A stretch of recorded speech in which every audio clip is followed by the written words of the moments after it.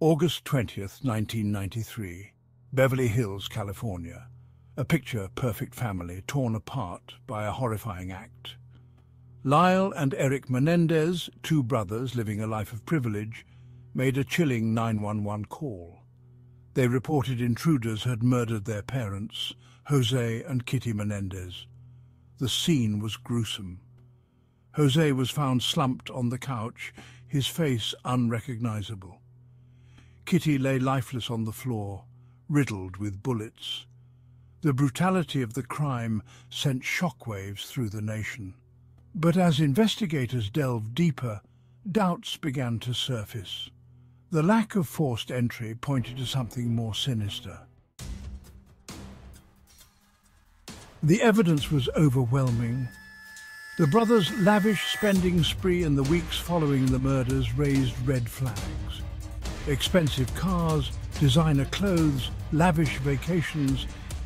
It was as if a weight had been lifted, replaced by a callous disregard for the source of their newfound wealth. The prosecution painted a clear picture. Lyle and Eric, motivated by greed, had executed their parents to inherit their vast fortune.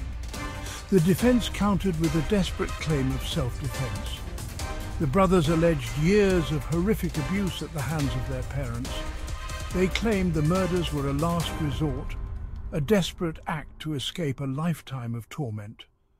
The courtroom became a battleground of conflicting narratives. The prosecution presented the brothers as cold-blooded killers, driven by avarice. The defense sought to portray them as victims, traumatized and driven to the brink. The trial took a shocking turn as Lyle and Eric recounted years of alleged abuse. They described a childhood marred by fear and manipulation. Lyle, the older brother, portrayed as the protector.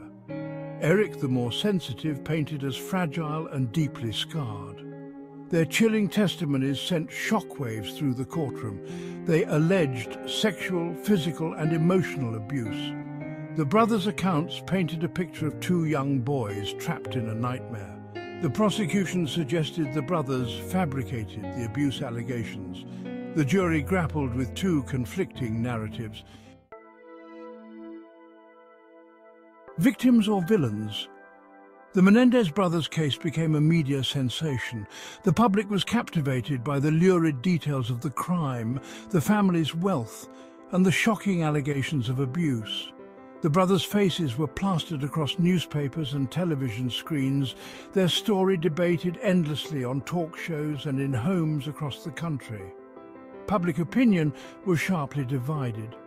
Some believed the brothers were victims of horrific abuse, driven to the unthinkable as a last resort. Others saw them as manipulative liars, using the abuse defense to escape accountability for a brutal crime motivated by greed. The trial exposed the complexities of abuse, the lasting impact of trauma, and the difficulty in discerning truth from manipulation. Justice and trauma. The first trial ended in a hung jury, unable to reconcile the conflicting narratives. The retrial found the brothers guilty of first-degree murder, sentencing them to life without parole. The verdict delivered justice but left lingering questions. The case highlighted the devastating consequences of abuse and the debate on victims' rights. The brothers remain behind bars, their motivations a source of endless speculation. The darkness within. The Menendez brothers' case transcended the confines of a courtroom drama. It became a cultural touchstone, forcing us to confront uncomfortable truths about family, justice, and the potential for evil that resides within us all. Were these brothers monsters or victims? Were they driven by greed or a desperate need to survive? The answers, much like the brothers themselves, remain shrouded in ambiguity. Their story serves as a haunting reminder that the line between victim and villain can be blurred. And sometimes the most unsettling truth is that the potential for darkness lies within us all. Look into the eyes of Lyle and Eric Menendez. What do you see?